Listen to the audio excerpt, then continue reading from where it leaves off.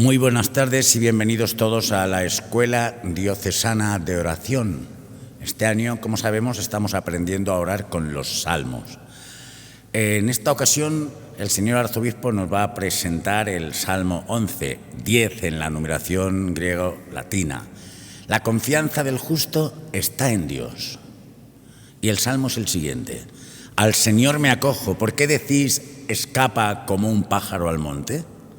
¿Por qué los malvados tensan el arco, ajustan las saetas a la cuerda para disparar en la sombra contra los buenos? Cuando fallan los cimientos, ¿qué podrá hacer el justo? Pero el Señor está en su templo santo, el Señor tiene su trono en el cielo, sus ojos están observando, sus pupilas examinan a los hombres. El Señor examina a inocentes y culpables, y al que ama la violencia, Él lo odia. Por eso hará llover sobre los malvados ascuas y azufre, les tocará en suerte un viento huracanado, porque el Señor es justo y ama la justicia. Los buenos verán su rostro. Nos encontramos, hermanos, ante un salmo, una oración de confianza en Dios en medio de la amenaza de los malvados, cuyos 4 puntos principales sencillos son los siguientes. Primero, confianza en el Señor como refugio. El salmista afirma, en el Señor me refugio. Frente al consejo de huir y esconderse, pone la seguridad en Dios. En segundo lugar, amenaza de los malvados. Los impíos tienden el arco para atacar en la oscuridad. Parecen tener la fuerza y poner en peligro los cimientos de la justicia. El tercer punto, Dios como juez justo y soberano. El Señor está en su templo santo, en su trono celestial. Observa y examina a justos e injustos. Y el cuarto punto, destino de los malvados y de los justos. A los malvados les espera el fuego, azufre y viento abrasador. El Señor ama la justicia y los rectos contemplarán su rostro. Así, el Salmo contrasta el poder aparente de los malvados con la soberanía y justicia firme de Dios, que protege a los justos y castiga a los impíos. Escuchamos ahora las líneas bíblicas de nuestro profesor bíblico Rubén.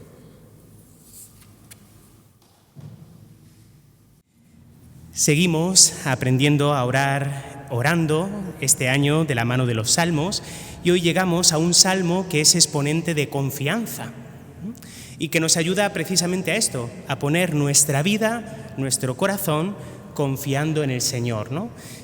Yo recuerdo cuando era pequeño que mi abuelo me enseñaba a decir mucho esa jaculatoria que seguro que todos hemos puesto en práctica muchas veces. Sagrado Corazón de Jesús, en ti confío. Pues es la actitud a la que nos invita este salmo, a abandonarnos y a fiarnos de Dios. Mirad, lo primero que quería destacar es que todos los salmos tienen un pequeño título. En concreto, este tiene 2 indicaciones. Una más técnica, al maestro del coro. Él sabría lo que tiene que hacer para dirigir este canto y demás, ¿no? Y lo segundo nos da un detalle sobre el autor. Dice de David. Por tanto, es bastante factible buscar algún episodio de la vida de David donde pone su confianza en Dios precisamente para entender en profundidad este salmo. A mí se me ocurren 2.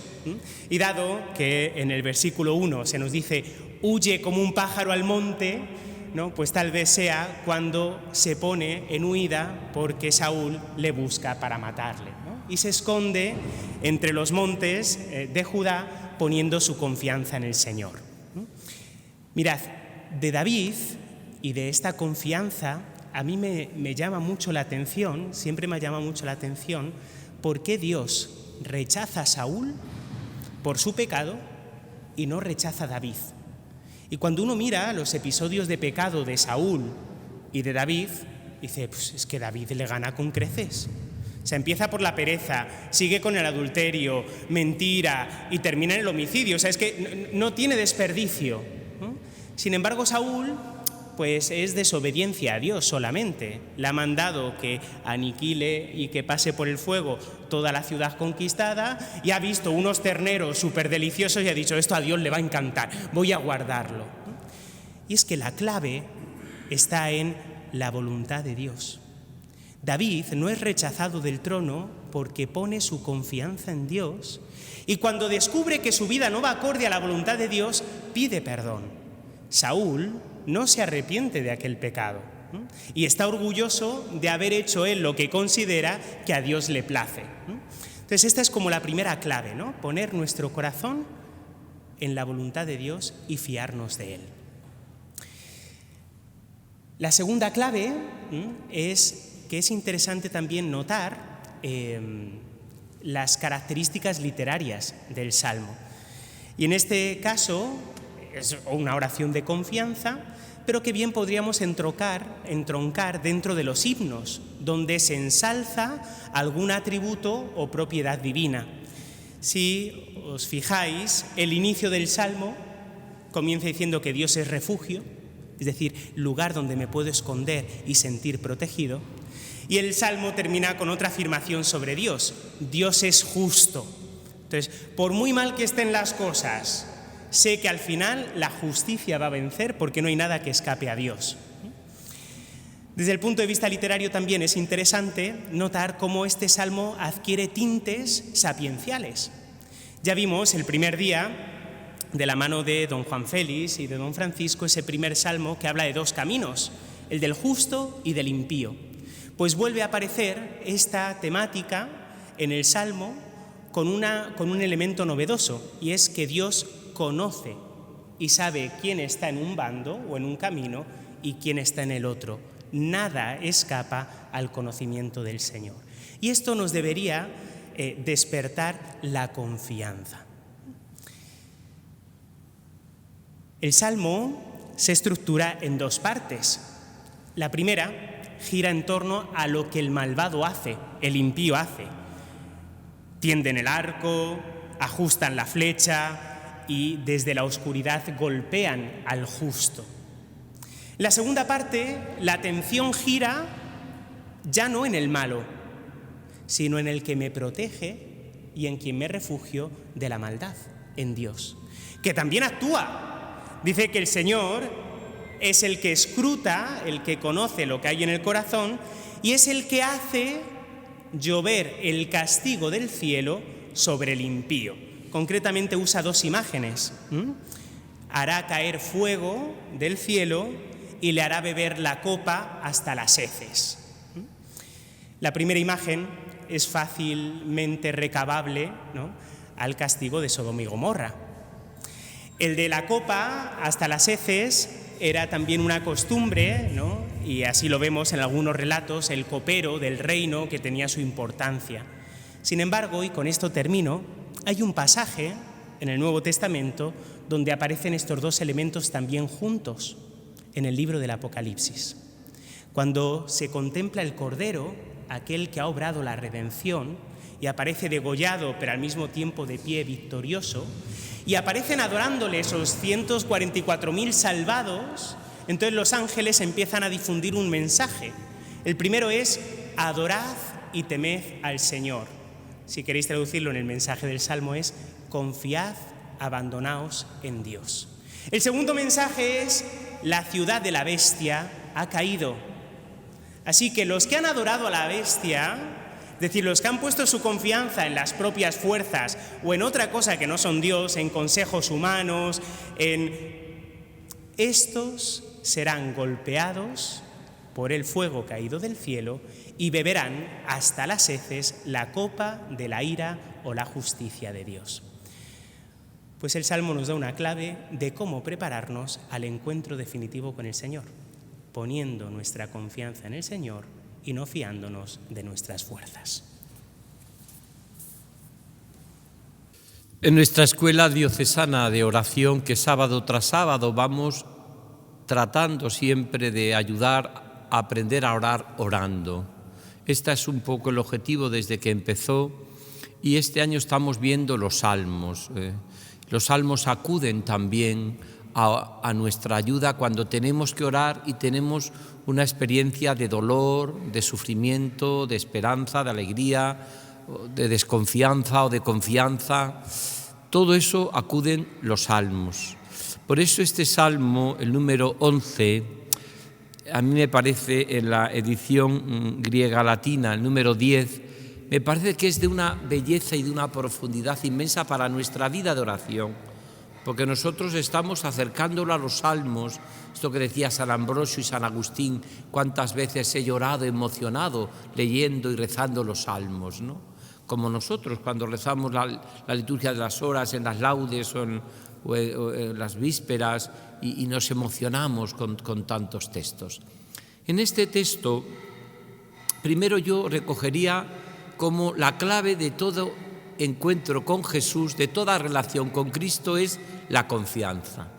Y este es el esquema total de este salmo. La confianza del justo está en Dios. Justo en la Biblia todos sabemos que significa el santo, ¿no? Cuando dicen que San José era un hombre justo, está diciendo que era un hombre santo. Por ejemplo, ¿por qué es importante? Mira, todo esto que refleja el Salmo está constantemente en todos los místicos cristianos. La misma Teresita de Lisieux, que hemos tratado y hemos experimentado su doctrina y vivido tanto en nuestra escuela diocesana de oración, lo decía, llega un momento en que nuestra relación con Cristo y en nuestra vida de oración o confiamos o nos paramos. Por eso la confianza es clave. Esa confianza los salmos van a decir muchas veces como un niño en brazos de su madre. Esa confianza consiste en saber que el Señor me acoge. A ti, Señor, me acojo. Así comienza prácticamente este salmo.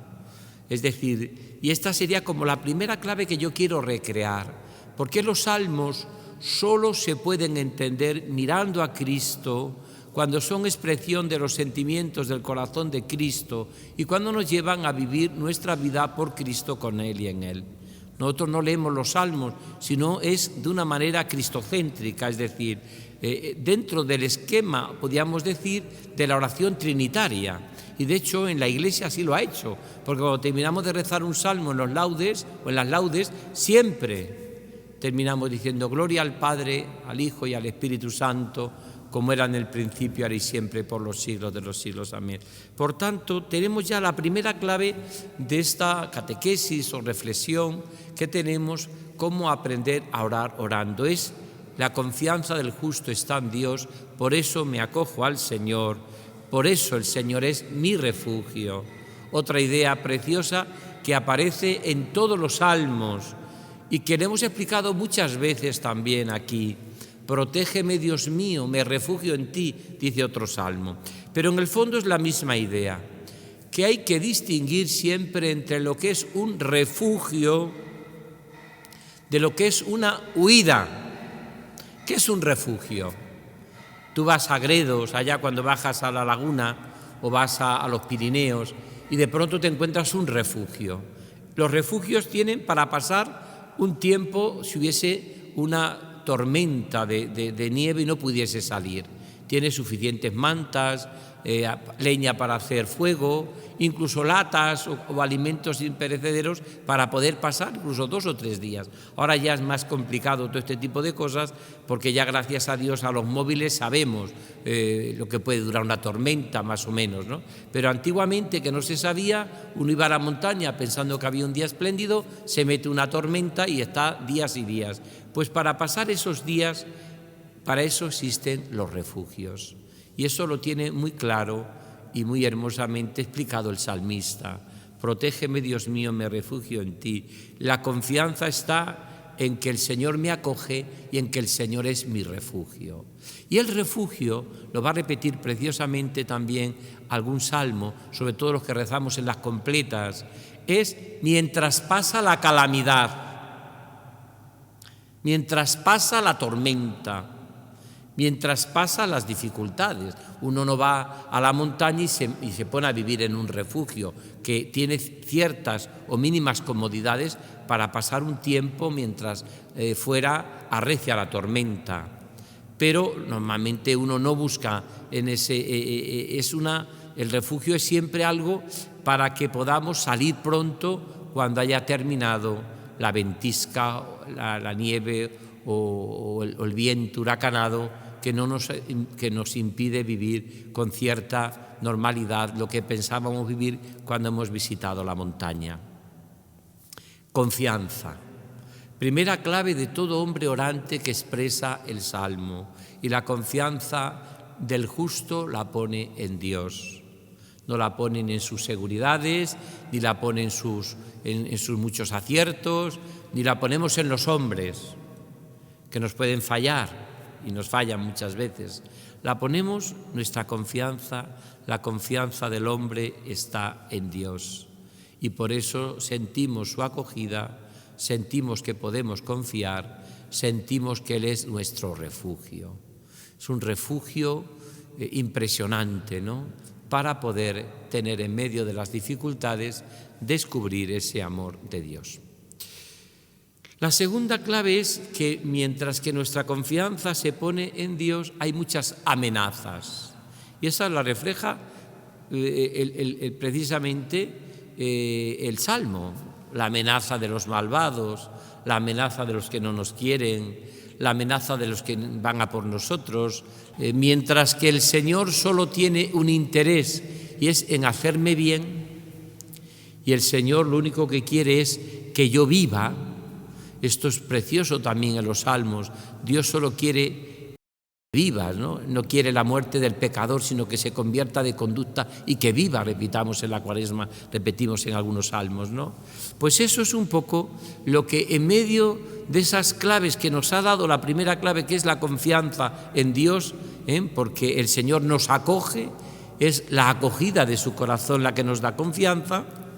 Segundo, el salmista, cuando ora, descubre que tiene muchas amenazas, que tiene muchos enemigos, como dice un salmo, que me detestan con odio cruel, que tiene muchas dificultades a la hora de organizar su proyecto, y que lo mismo que el proyecto de Dios es que seamos santos, irreprochables ante Él por el amor, Él, precisamente la amenaza del enemigo es apartarnos de la voluntad de Dios. Esas son las tentaciones que Jesús va a tener y que Él también, Jesús, citando la palabra de Dios, va a vencer las dificultades. Mirad, esta clave es de total, es la confianza. Tiene que saber que en medio de las dificultades, es decir, en medio de los problemas, el Salmo nos dice así, dice, el Señor realmente es mi refugio, pero los impíos tienden un arco para atacarme en la oscuridad. Parecen tener la fuerza de poner en peligro los cimientos de la justicia de mi santidad. Eso es un poco lo que refleja este Salmo. Es decir, lo mismo que el hombre de Dios sabe que el Señor no está nunca contra nosotros, sino con nosotros, ¿no? Cuánto me impresionó a mí lo que comentaban algunos jóvenes polacos cuando fueron a Alemania, a Berlín, y estaba puesto allí en el muro de Berlín, habían puesto los polacos estas palabras: Dios no está nunca contra nosotros, sino es un Dios con nosotros. Esto es lo que hay que descubrir en la segunda parte de este salmo, ¿no? Dios nunca está contra nosotros. El hombre juega sucio, pero Dios siempre juega limpio. Y Dios es transparente. Y lo mismo que, como dice San Ignacio de Loyola en los ejercicios, cuando habla del discernimiento espiritual, y dice que a Dios se le ve venir, al enemigo siempre enreda, siempre nos enreda, siempre es oscurantista, nunca se sabe cómo quiere, pero siempre actúa contra nosotros y siempre actúa como una amenaza. Y también esa amenaza la utilizan los malvados. Estos malvados que tienen muchísimo interés, en hacernos la vida imposible. Esos malvados que todos los tenemos, ¿no? En el fondo, los malvados, los enemigos del alma, ya está explicado en el catecismo: el mundo, el demonio y la carne. Eso está clarísimo, ¿no? Pero que el Salmo lo va a reflejar en cuanto que probablemente el salmista, cuando escribe este Salmo, aunque los salmos son anónimos, porque son expresión del pueblo de Dios orando, son expresión del corazón orante, por lo tanto no tienen, algunos dicen que son del rey David o de Salomón, pero no tienen autor, ¿no? El autor se puede decir que es el Señor, es Dios, pero sí expresa el corazón humano que ora ante una dificultad. ¿Cómo oras tú ante la dificultad? ¿Cómo es tu oración cuando llegan los momentos difíciles? Cuando rezas tú, cuando te das cuenta que estás atacado por malvados. ¿Cómo te defiendes cuando llega el momento de la calamidad, como dice el Salmo? ¿Cómo descubrir que cuando estamos pasando momentos de oscuridad, solo la luz de la oración me encamina hacia la paz y hacia la alegría? Y en todo vencemos fácilmente, recordad Romano 8, donde toma el Papa para hacer la preciosísima encíclica, el Papa Francisco, Dilesis Nos, sobre el corazón de Jesús. En todo vencemos fácilmente por aquel que nos ha amado, nos amó. Pues aquí podemos decir que este hombre se basa en esta idea. Aunque ve que los malvados le acechan, aunque ves que el mal triunfa. Fijaros que todo este tema que ya hemos tocado también en nuestra escuela diocesana de oración, este esquema de este Salmo, el número 11, fijaros que no va a desarrollar todavía lo que luego va a desarrollar la Biblia con el libro de Job. ¿Por qué? Porque aquí, en cierta manera, va a decir que el que triunfa siempre es Dios en nuestra vida, y es así. Pero el hombre de Dios, el justo, el santo, se encuentra con que muchas veces aparentemente lo que triunfa es el mal. El que triunfa es el pecado, lo que triunfa es el sufrimiento, lo que triunfa es la guerra, los conflictos, lo que triunfa es tantas y tantas cosas que nos desbordan, ¿no? Y incluso hay un salmo que dice: dime, Señor, ¿por qué te callas? ¿Por qué callas ante tanta maldad, ante tanta injusticia, ante tanto pecado, ante tanta miseria, ¿no? Y eso lo va a tratar de explicar magníficamente el libro de Job.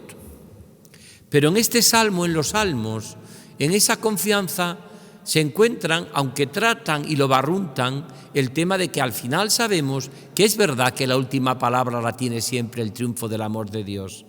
Por tanto, si estamos viviendo algo en el cual parece que Dios no triunfa, no es la última palabra, es la penúltima.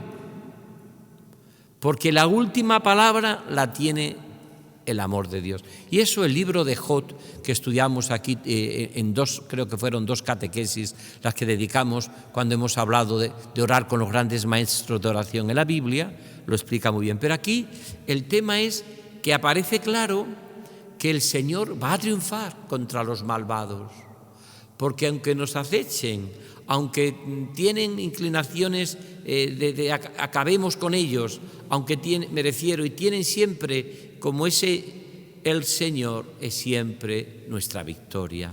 La victoria está en Jesús, la victoria está en su corazón. Pero mirad, nosotros tenemos que vivir siempre en la oración, en esta confianza. Por eso uno recuerda lo que decía San Juan de la Cruz: quien se aleja de la oración se aleja de todo lo bueno.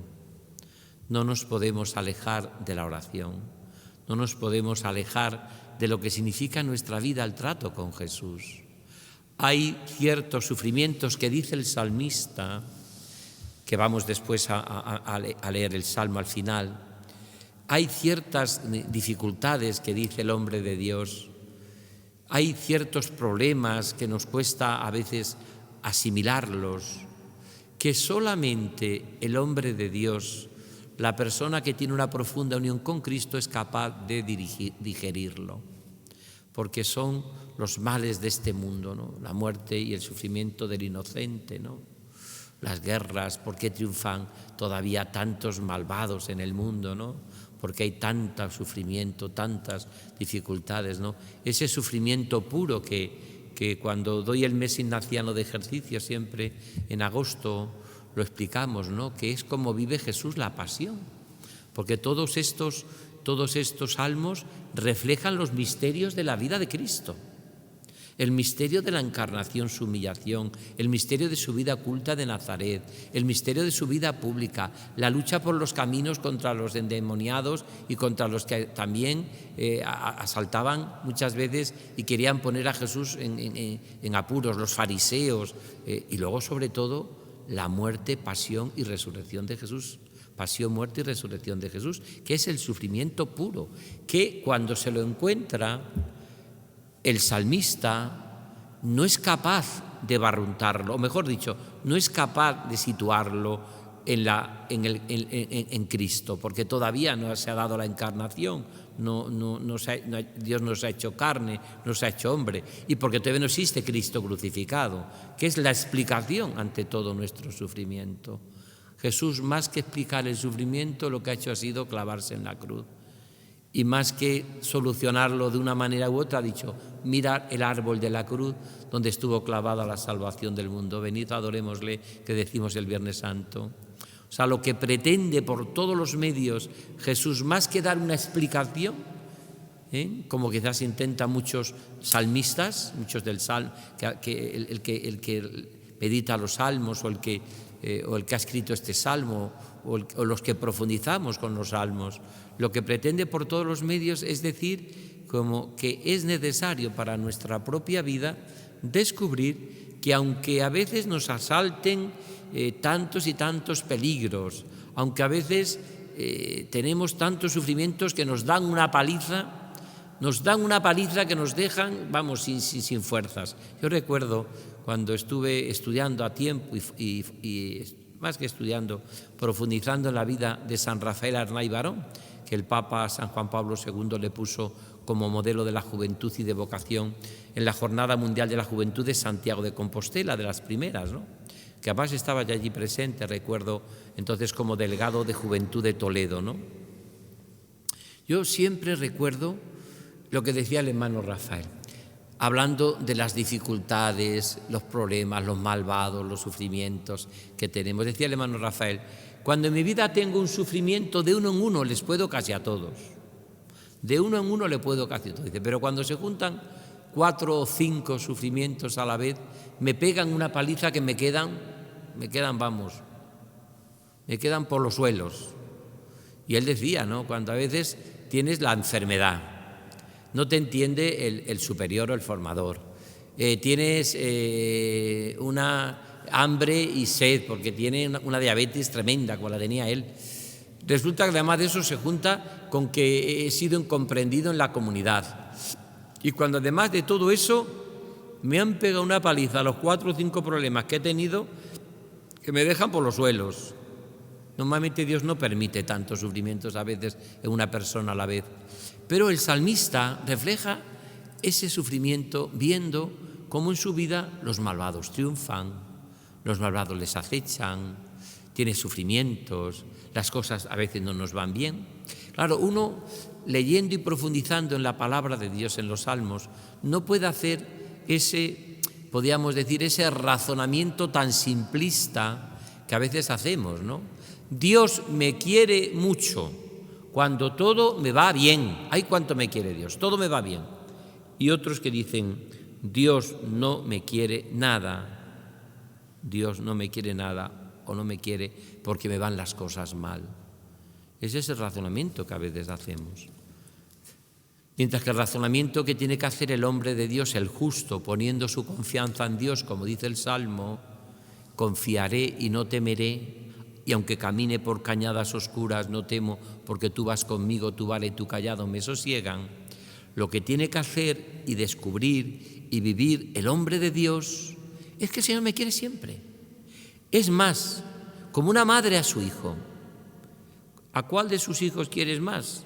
La madre, al que más sufre, al más pequeñín, al más necesitado. Pues Dios ocurre eso con nosotros, nos quiere a todos. y me quiere siempre, pero cuando sufro tiene una ternura especial del Señor hacia mí. Máxime cuando por la encarnación del Verbo de su Hijo ha visto a su Hijo sufrir en un cuerpo humano, en una humanidad como la nuestra, y ha visto cómo ha muerto su Hijo, y ha visto cómo ha pasado el hambre y la necesidad, y cómo nació con frío en Belén, y cómo ha visto las necesidades de la gente. No es un Dios sin corazón. Precisamente lo que recoge preciosamente este salmo es que, aunque el malvado nos sitúe contra la pared y parezca que va a acabar con nosotros, y como diría el hermano Rafael, nos va a pegar una paliza que nos va a dejar a todos patidifuso, moribundo, al final la última palabra no la tiene ni mucho ni menos ni el malvado, ni el mal, ni los males de este mundo. Por eso la victoria siempre está en Jesús. Nadie me podrá arrebatar el amor de Cristo, que me ha revelado el amor del Padre, las entrañas del Padre, y me ha dado el Espíritu Santo para que vaya formando en nosotros los mismos sentimientos de Cristo. Esta es la fuerza del salmista, la fuerza del que ora, la fuerza del hombre de Dios. Y por último, el Salmo, hay algo que aparece, y es, en cierta manera, el salmista trata de responder también a ese mal que aparece, en ese mal que están constantemente viendo el hombre de Dios, diciendo: os va a pegar el Señor fuerte, ¿no? No es todavía la plenitud de la revelación que es en Jesucristo muerto y resucitado. En esa plenitud de la revelación de Jesús muerto y resucitado, el Señor nos enseña a responder siempre al mal con el bien. Sin embargo, el salmista, en cierta manera, va a decir: a los malvados, ¿qué les espera? El azufre, les espera un viento abrasador, les espera que Dios les va a zumbar bien. En cierta manera dice: les espera el infierno. Eso es lo que dice el salmista, ¿no? Bien, es decir, pues todos sabemos, ahora que vamos a entrar ya en el mes de noviembre, mes de los difuntos, mes de los santos sobre todo, ¿no? Y en este tiempo tan hermoso, este mes tan dedicado a que nos planteemos seriamente lo que antiguamente llamaban los predicadores, los directores de ejercicio, los novísimos, que existe muerte, juicio, salvación o condenación. Si uno va al purgatorio, ya se puede decir que hay salvación, aunque tenga que estar un tiempo de purificación hasta llegar al cielo, ¿no? Y le podemos ayudar nosotros con nuestras oraciones, nuestra intercesión, las misas, para que llegue cuanto antes al abrazo definitivo del Padre. Pero es verdad que el hombre, el salmista, ya intuye algo que es verdad, que el malvado no puede ser feliz, que el malvado lleva dentro un fuego abrasador, en cuanto que es el fuego de una conciencia que no está pura. El malvado no puede ser feliz, el hombre que hace mal no puede ser feliz, ni puede llegar a tener una vida plena. Por eso es lo que vean a reflejar, ¿no? Por eso le habla de fuego, del azufre, de ese viento abrasador. Son como imágenes que explican que el hombre sin Dios vive en un infierno. Y es verdad. El hombre sin Dios vive en un infierno, porque todo lo que no es vivir por Cristo, con Él y en Él nuestra vida, acabamos muchas veces, pues como le pasa a la parábola del hijo pródigo, ¿no? La tentación de todo hombre siempre marcharse de la casa del Padre, pensando que fuera, va a encontrar el paraíso. ¿Y qué hace al final el hijo pródigo? Acaba comiéndose las algarrobas de los cerdos. Es decir, acaba en lo más bajo que se puede caer. Y puede pasarnos así a nosotros, ¿no? Eso lo dice el Apocalipsis. He visto hombres muy de Dios, pero bajar y comerse, y como los brutos, como los cerdos, estar viviendo lo más bajo que se puede vivir. Y eso puede pasar. Por eso es tan importante que nosotros, humildemente, buscando esta clave tan hermosa que da este salmo de la confianza en Dios, digamos lo que han dicho los salmos y lo que han dicho los santos y lo que dice la palabra de Dios y lo que dice la persona que está metida como contemplativa en el amor de Dios. Señor, yo me fío de ti, pero tú no te fíes de mí, que te puedo fallar continuamente. Y por eso la Iglesia, por ejemplo, nunca canoniza a ningún vivo. Ha habido vivos que han tenido fama de santo y ya los ha canonizado el pueblo, Madre Teresa de Calcuta, San Antonio de Padua, muchos santos de estos, Francisco de Asís, ¿no? Bien, Teresita de Lisieux, que ya tenía muchos ámbitos, sobre todo en muchas hermanas, no en todas, pero algunas ya pues hasta buscaban las reliquias porque se consideraban, por supuesto, que era una santa, ¿no? Como luego la Iglesia la canonizó. Pero la Iglesia nunca canonizó a ningún vivo, ni canonizará nunca a ningún vivo. ¿Por qué? Porque hasta el final de nuestra vida puede triunfar en algún momento los malvados y puede hacer y tomar derecho de ciudadanía en nosotros el pecado. Y podemos fallarle a Dios. Por eso los santos dicen, yo, Señor, me fío de ti, pero tú no te fíes de mí, que te puedo fallar. Por eso yo me atrevería en este tercer y último punto que voy a tratar de desarrollar antes de dar lugar al testimonio y sobre todo al cántico, que así es el esquema que estamos haciendo, pues como cuando empezamos hace ya más de 6 años o 6 años, ¿no? Vamos a lo que a mí me parece que dice el último párrafo del Salmo, que a mí cuando lo he meditado y cuando lo he rezado me ha parecido de una lucidez inmensa. Pero antes voy a leer otra vez el Salmo, porque yo siempre recuerdo ese texto de la palabra de Dios. Cuando encontraba palabras de los profetas, cuando encontraba palabras tuyas, las devoraba. Tus palabras eran mi gozo y mi alegría, Señor de los ejércitos, ¿no? O sea, no nos cansamos nunca de la palabra de Dios, de leerla, de meditarla, de saborearla, de gustarla. No siempre lo mismo, pues no. Esto sabe como cuando comes algo siempre condimentado con mucho amor y mucho cariño, que te sabe a nuevo, aunque sean las lentejas de todos los miércoles, pero te saben a nuevo. Tienen el sabor nuevo. Y en las cosas de Dios, cuando uno saborea a Dios, pues dice eso que para mí es la clave del sabio y del santo en la Biblia. Gustad y ved qué bueno es el Señor, dichoso el que se acoge a Él. Pues yo, leyendo el Salmo 11, lo voy a leer despacito para que cada uno, vosotros que estéis aquí en la adoración perpetua, el turno que os toca, pero también los que nos siguen, los miles y miles que nos siguen a través de Radio Televisión Diocesana y YouTube, tantísimos que tenemos en todo el mundo, ¿no?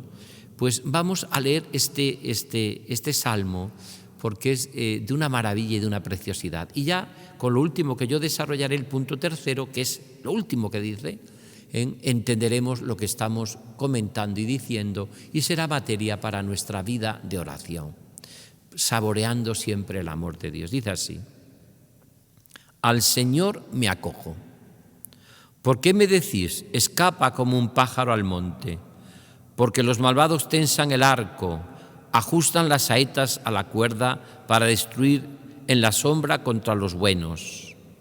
Cuando fallan los cimientos, ¿qué podrá hacer el justo? Pero el Señor está en su templo santo. El Señor tiene su trono en el cielo. Sus ojos están observando, sus pupilas examinan a los hombres. El Señor examina a inocentes y culpables, y al que ama la violencia, Él lo odia. Fijaros, que es lo que estamos diciendo. El hombre que no está en Dios, que vive en el pecado, que vive en está viviendo en un infierno de azufre y de fuego. Es verdad que después pues se volverá totalmente a reafirmar en la eternidad. Pero una vida sin Dios es un infierno. Una vida sin Dios nos cansa, nos aburre. Una vida sin Dios. Recuerdo que hay una poesía que se ha musicalizado mucho, que es un texto bellísimo, que escriben, yo creo que 2 inquietos de la vida, 2, podríamos decir, existencialistas, ¿no? Unamuno y Antonio Machado. Hay una carta de uno y otro en el cual uno le viene a decir, como en el fondo también ellos tenían un deseo de Dios, aunque muchas veces lo ahogaban o podían apagarlo, pero en el fondo dicen algo precioso. Le dice uno a otro: me cansa la vida, me aburre la vida. Después de tantas cosas y de tanto, no tengo... Qué aliciente muchas veces, qué poco aliciente tiene la vida cuando se vive una vida sin Dios, ¿no? Nos cansa la vida, me cansa la vida, ¿no? Y luego viene a decirle muy bonito al final de esa carta, yo recuerdo haberla escuchado musicalizada, haberla cantado en muchos lugares, ¿no? Muchas corales, ¿no? Pero si tú, Señor, estás ahí y tú eres que me haces que viva una vida plena y una vida en la cual mi descanso eres tú, mi confianza eres tú.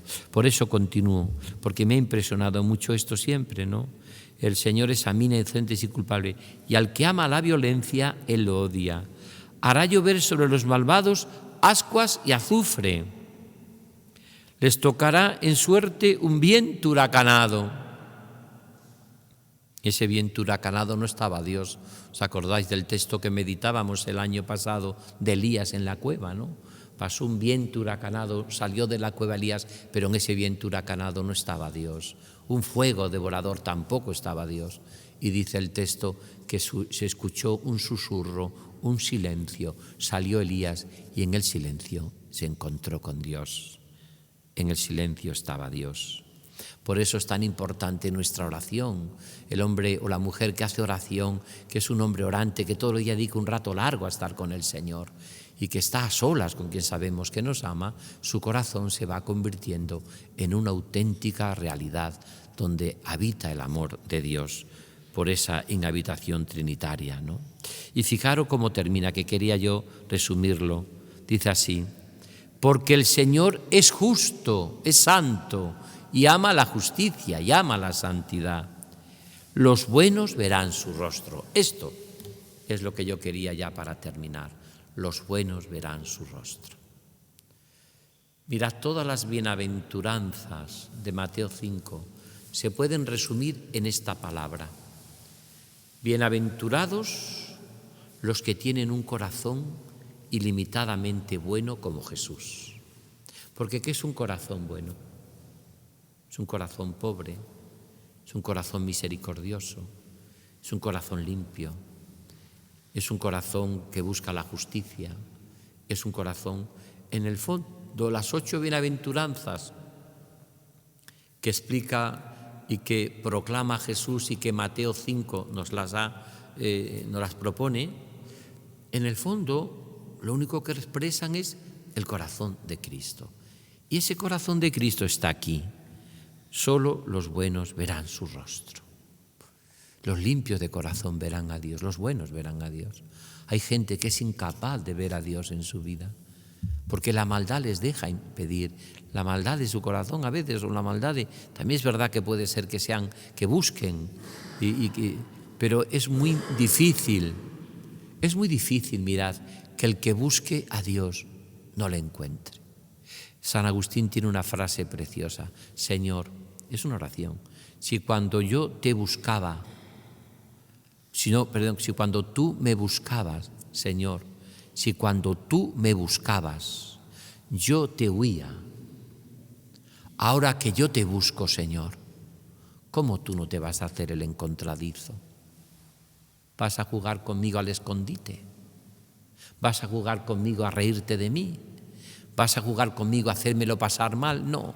Otra cosa distinta es que el Señor, como hace una madre con su niño, para aprenderle a andar, para enseñarle a andar, la madre se pone detrás, porque si el niño se abraza a su brazo, que está muy seguro, no anda nunca, no camina nunca. Y a veces esa es la experiencia que podemos tener en nuestra vida de sufrimiento y de limitaciones, porque Dios nos quiere andar en la madurez de la fe, en la madurez de la esperanza, en la madurez del amor. Por eso una madre, yo lo he visto muchas veces a muchos familiares míos y a muchos, se ponen detrás con el niño pequeño y dicen: venga, ve a la silla, venga. Y la madre está detrás. Y el niño, para que vea que está alguien detrás, el niño tiene que escuchar a su madre: venga, Pedro, que venga, que para adelante, ya está, mira cómo lo has podido. Claro, si el niño se abandona ahí y se coge y no da ni un paso porque está muy a gusto en los brazos, pues no camina nunca. A veces el Señor permite en nuestra vida esos momentos de oscuridad para que maduremos en la fe y para que caminemos con Él, como decimos en nuestro sínodo diocesano, caminando juntos con Cristo, ¿no? Pero que caminemos con Él y con los hermanos, pero que caminemos, que nos cojamos en sus manos, que sintamos su abrazo y su ternura. Por eso a mí me parece colosal, y termino, la última palabra bellísima del Salmo: los buenos verán su rostro. Pero no solamente en el cielo, aquí ya en la tierra, porque aquí en la tierra se comienza el cielo cuando vivimos con Dios, y aquí en la tierra se comienza un cierto infierno cuando vivimos sin Dios, y aquí en la tierra se comienza la purificación de un purgatorio cuando vivimos los sufrimientos y tenemos que vivirlos por Cristo, con Él y en Él. Por eso, ¿quién ve a Dios? En la oración, en la vida, en la calle, en el mundo, en su ambiente de familia. ¿Quién descubre las maravillas de Dios? Pues aquel hombre que ha puesto su confianza en el Señor, como dice el Salmo, que aunque esté amenazado por los malvados, se refugia en su corazón, y que dice una y otra vez: los buenos, Señor, verán tu rostro.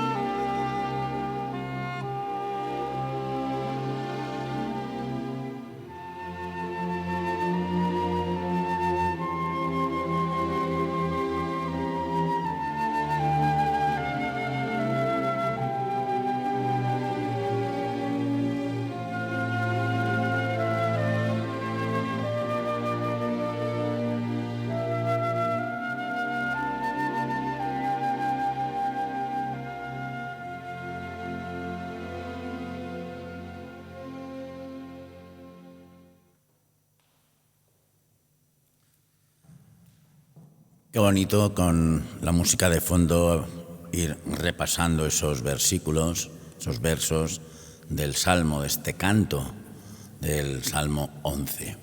En cada escuela va pasando, como decimos siempre, un testigo, que en esta ocasión, con los salmos, puede ser personal como el de hoy, Juan Carlos Gómez, casado, padre de 3 hijos, de la primera comunidad neocatecumenal de Santiago el Mayor, o como he dicho, estos días pasarán coros, corales, distintas personas, pero que todas vienen a ayudarnos a interiorizar con su música y su canto la catequesis sencilla pero preciosa que, como hoy, nos ha dado el señor arzobispo.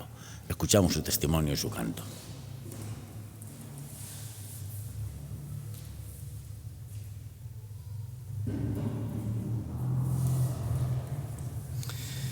Bien, como ya me han presentado, me llamo Juan Carlos Gómez, estoy casado con Paloma y soy padre tenemos 3 hijos y 3 nietos y uno más que está en camino.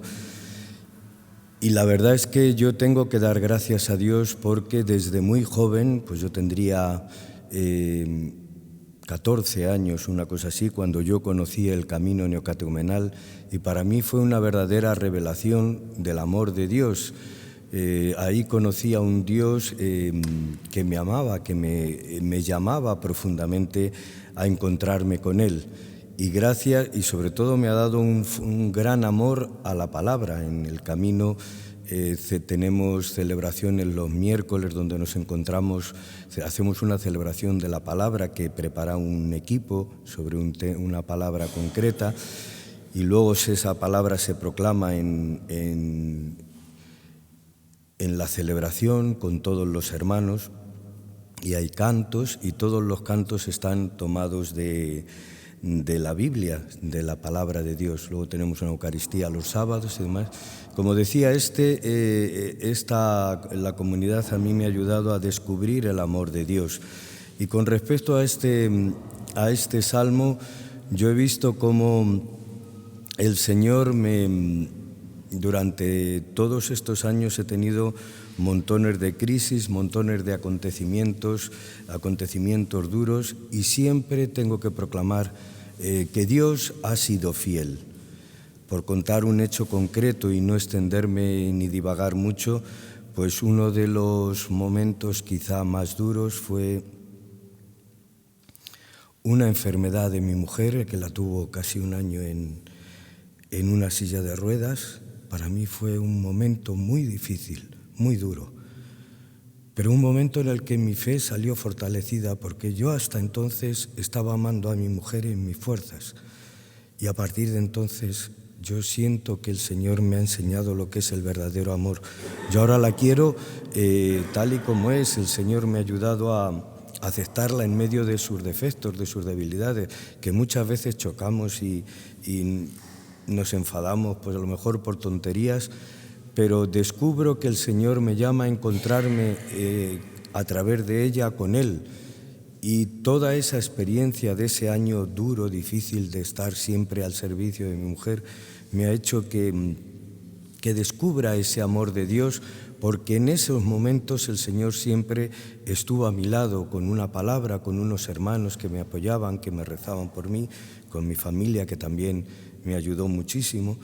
Y entonces yo puedo hoy proclamar con este salmo que si me he refugiado en el Señor, como dice este salmo, no puedo, ¿cómo podéis decirme que huya, que me vaya?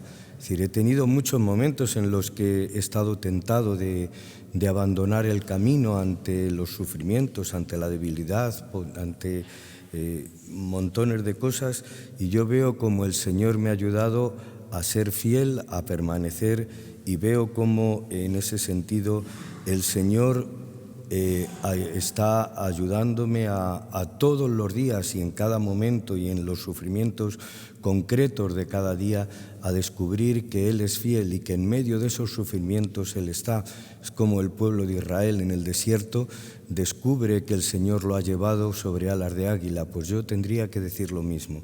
El Señor en medio de mi vida, el Señor ha estado conmigo y me ha ido guiando y me ha ido llevando para que pues algún día pues espero que pueda gozar de la dulzura del Señor, contemplar su rostro, como dice la lectura. Y hay una cosa aquí que dice concretamente este salmo, dice que el Señor escruta a los justos. Yo veo como el Señor ha estado escrutando mi vida, ha estado poniéndome en la prueba, en el crisol, pero también el Señor escruta a los malvados. Y aunque ahora me pueda parecer que pues haya gente que le vaya mejor que yo, sin embargo yo descubro que la alegría que yo puedo tener no es la misma que pueden tener otras personas que me rodean y que yo veo que están preocupadas a lo mejor por otras cosas como el dinero, la fama, el prestigio, y eso no da la alegría ni la felicidad. Yo por eso doy gracias a Dios por haberme llamado y por tenerme en su iglesia, y porque desde pequeño nací en una familia cristiana que me ayudó a descubrir la fe. y sin más, para no alargarme, vamos a cantar el salmo.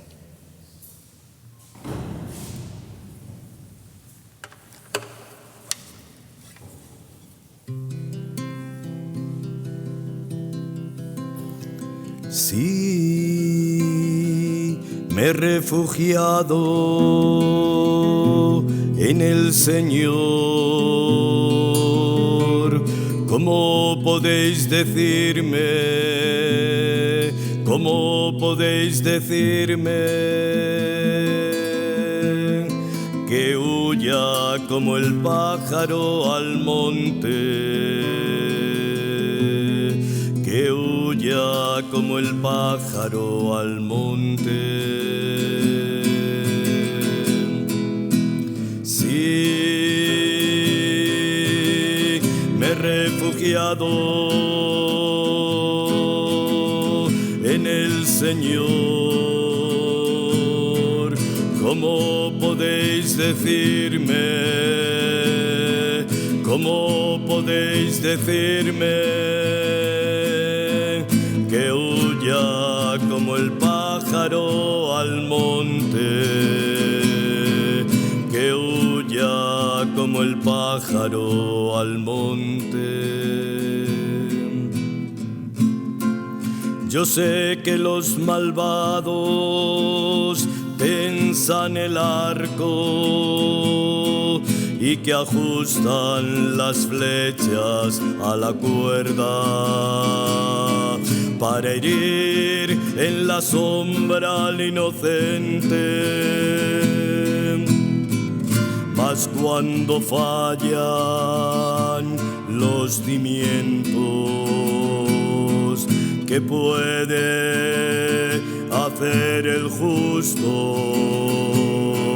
¿Qué puede hacer el justo? Mas el Señor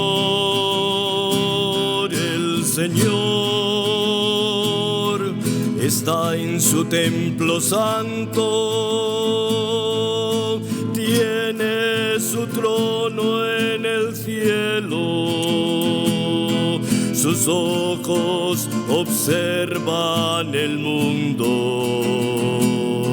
sus pupilas las acciones de los hombres. El Señor escruta a los justos, mas también escruta a los malvados.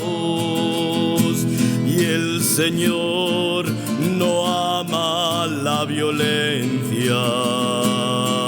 El Señor no ama la violencia. Sí, me he refugiado en el Señor. ¿Cómo podéis decirme? ¿Cómo podéis decirme que huya como el pájaro al monte? Que huya como el pájaro al monte.